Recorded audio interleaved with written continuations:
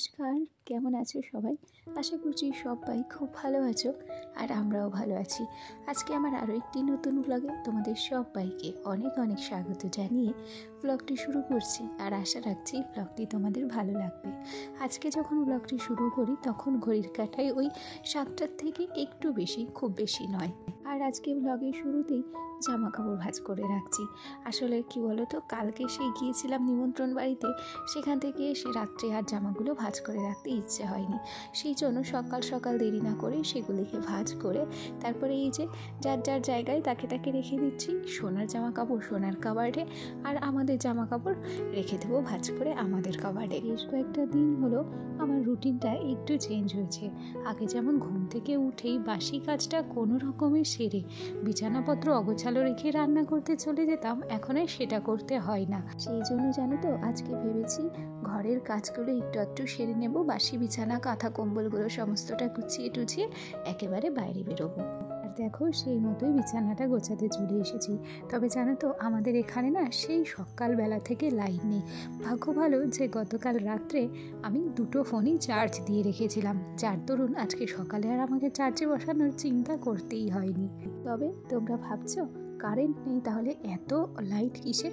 আসলে সূর্যের আলোটা সরাসরি আমার ঘরে আসে, সেই জন্য সূর্যের আলোতে যতটা ঘর আলোকিত হয়েছে ততটুকু দিয়েই কিন্তু আজকে ভিডিও বানাচ্ছি। আর এই মুহূর্তে দেখো, আমি যখন ঘরটা ঝাড় দিচ্ছি তখন আমার গায়ে একটু হলেও ওই যে রোদের ছটা কিন্তু পড়েছে। তো যাই হোক, ওদিক থেকে ঘরটুকুকে পরিষ্কার করে নিয়ে তারপর মুখে ব্রাশ নিয়ে বাসি নাইটিটাকে ধুয়ে নিয়েছি। আর আজকে সকাল সকাল একটা কথা বলি, আজকে জানো তো মনটা একটু খারাপ। কেন কি, আজকে দিদিমা শাশুড়ি চলে যাবে। সেই কবে এসেছিল, অনেক দিন ছিল আমাদের সাথে।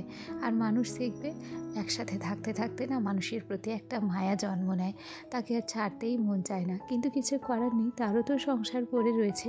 সে যেখানে থাকে সেখানে একাই থাকে, সুতরাং তার ঘর বাড়িও অগোছালো হয়ে অপরিষ্কার হয়ে পড়ে রয়েছে। আর তার সংসার ফেলে তার আর মেয়ের বাড়ি থাকতে মন চাইছে না। তো যাই হোক, তার ছুটি শেষ, সেই জন্য সে ফিরে যাবে নিজের সংসারে। যাই হোক, ওদিক থেকে তোমাদের সাথে গল্প করতে করতে 3 কাপ চাও করে নিয়েছিলাম আর সোনার জন্য একটু চকস গুলিয়ে নিয়েছিলাম, সেটা একটু সোনাকে খাইয়ে নিচ্ছি। এর আগের বার ও যখন এসেছিল তখন সোনার জন্য বেশ কয়েকটা চকসের প্যাকেট নিয়ে এসেছিল। তবে প্রতিদিন তো আর ছেলেকে চকস খাওয়াই না, মাঝে মধ্যে খাওয়াই। আর আজকে সেটাই শেষ প্যাকেট ছিল, এরপরে আবার নতুন করে আনার পালা। যাই হোক, সোনাকে খাইয়ে দাইয়ে তারপর চলে এলাম আমার ডিউটি পালনের দিকে। আর আমার ডিউটির মধ্যে আজকে হচ্ছে ডাল রান্না হবে, সেটাই একটু জোগাড়জান্তি করে নিচ্ছি। আসলে প্রেশার কুকারে মুগের ডালটা দিয়ে নিয়েছি, তার সাথে একসাথেই লঙ্কা, হলুদ, লবণ আর একটু কাঁচা তেল দিয়ে ওটাকে সিটি দিতে বসিয়ে দিয়েছি। এদিকে আমার দিদি শাশুড়ি হচ্ছে রান্না করছে শাকের তরকারি, আর ওদিক থেকে আমি প্রেশার কুকারে ডালটা সিটি দিতে বসিয়ে দিয়েছি। আর সেই ফাঁকে হাতে যতটুকু সময় ছিল এই বিছানার চাদরটা কেচে নিয়েছি। আর জানো তো, যেহেতু কাছাকাছি আমাকে প্রায় প্রতিদিনই করতে হয়, সেই জন্য প্রত্যেকটা দিন অল্প অল্প করেই কাছাকাছি করি। কেন কি, তাতে কষ্টটাও কম হয়। দেখতেই তো পাও, সংসারের বেশিরভাগ কাজকর্মগুলোকেই একা হাতেই করতে হয়, তার উপরে রয়েছে ছোট্ট একটা বাচ্চা। ও আর হ্যাঁ, আজকে তো বলতেই ভুলে গেছি যে আজ তোমাদের সাথে শেয়ার করব ছোট্ট একটা বাচ্চাকে সামলে, একা হাতে সংসারের সমস্ত কাজকর্ম সামলে কিভাবে আমার এই ছোট্ট ঘরটার ছোট্ট ছোট্ট যেসব ফার্নিচার রয়েছে, দামি বলো আর কমাই বলো, সেই সব ফার্নিচারগুলিকে চটজলদি কীভাবে পরিষ্কার পরিচ্ছন্ন করে সুন্দর করে গুছিয়ে গাছিয়ে রাখি। আর নাও, তোমাদের সাথে গল্প করতে করতে ডালটুকু সোমবারও দিয়েছিলাম আর সেই ডালটা নামিয়ে নিলাম। ডালটুকু নামিয়ে তারপর এটাকে এখন রেখে দেবো মিটকেসের মধ্যে। তবে একটা কথা কি জানো, এই মিটকেসটার একটা খারাপ গুণ রয়েছে। যদি কোনো গরম তরকারি এই মিটকেসটার মধ্যে রাখা হয় তাহলে না বিশ্রী একটা গন্ধ বেরিয়ে যায়। আসলে কাঠের জিনিস আর এই ফেন্সি জিনিস দুটোর মধ্যে অনেক তফাৎ আছে। আর তার উপরে সত্যি কথা বলতে কি, কাঠের জিনিসের সাথে এই সমস্ত জিনিসের তুলনা করা একদমই কিন্তু বোকামি। যাই হোক, ওদিক থেকে ডালটুকু নামিয়ে সোজা চলে এসেছিলাম বাইরে। আমাদের আরও একটা রান্নাঘর আছে চালার মতো, সেই রান্নাঘরের কাছে। ওদিক থেকে শাকের তরকারিটা হয়েও গেছে আর আলু গাজর ভাজাটাও আমার দিদিমা শাশুড়ি করে নিয়েছিল, সেটাই একটু ঘরে গুছিয়ে গাছিয়ে রেখে তারপর সোজা চলে এলাম আমার ঘরের দিকে। আসলে আমার রান্নাঘরের কাজগুলো প্রায় কমপ্লিট, সেই জন্য বেশি চাপ নিলাম না। দেখলাম হাতে যতটুকু যে সময় আছে রান্নাঘরের টুকিটাকি কাজগুলো আবার পরেই না হয় করে নেব। তার আগে যতক্ষণে আমার ছেলেটা খেলছে ততক্ষণ টাইমে আমার এই ঘরের শোকেসটাই বলো, আলনাটাই বলো, যেগুলো অনেক কদিন মোছা হয়নি সেগুলো একটু মুছে টুছে নেব।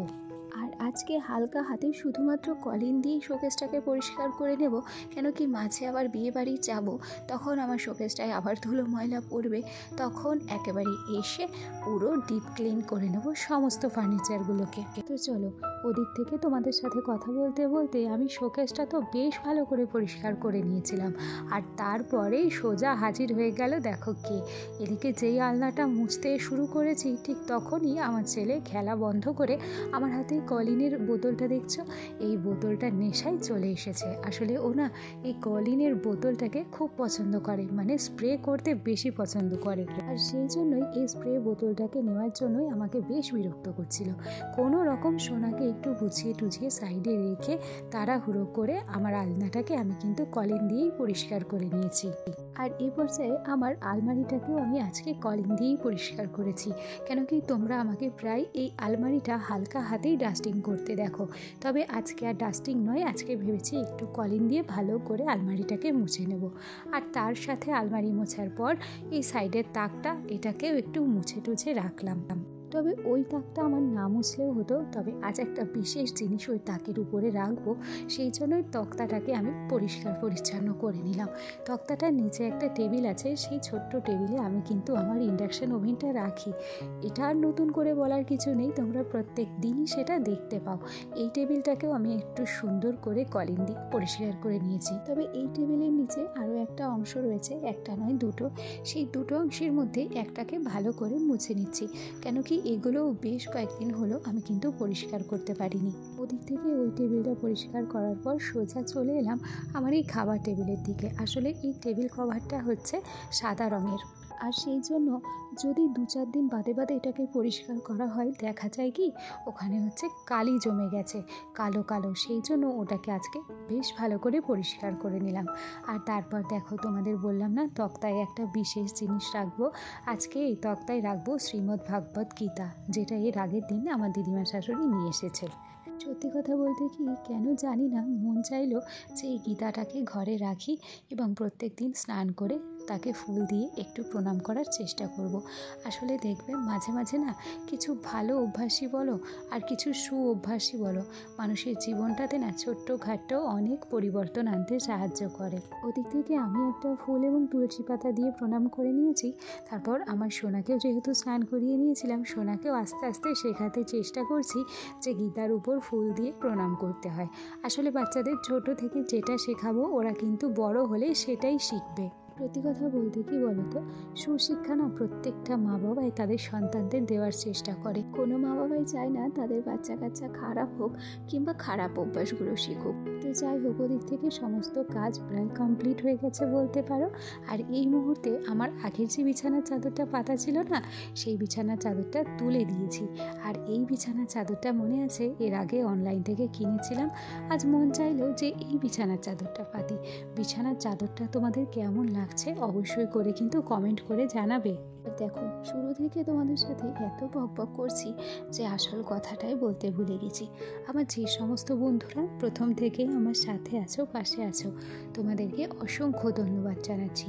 আর আমার যে সমস্ত নতুন বন্ধুরা আজকে আমার ভিডিওটি প্রথম দেখছো, যদি কোনো কারণে আমার এই ভিডিওটি তোমাদের ভালো লেগে থাকে তাহলে অবশ্যই একটা লাইক করো, কমেন্ট করো, আর চাইলে আমার এই ছোট্ট পরিবারের একটা মিষ্টি সদস্য হয়ে আমার পাশে থেকে যেও। আর হ্যাঁ, যারা যারা আমার ভিডিওটিতে একটা লাইক করতে ভুলে গেছো তারা অবশ্যই করে একটা লাইক করে দিও। তাহলে চলো আজকের ভিডিওটা এখানেই শেষ করছি, দেখা হবে পরের দিন নতুন ভিডিওতে। সবাই সুস্থ থেকো, ভালো থেকো, টাটা।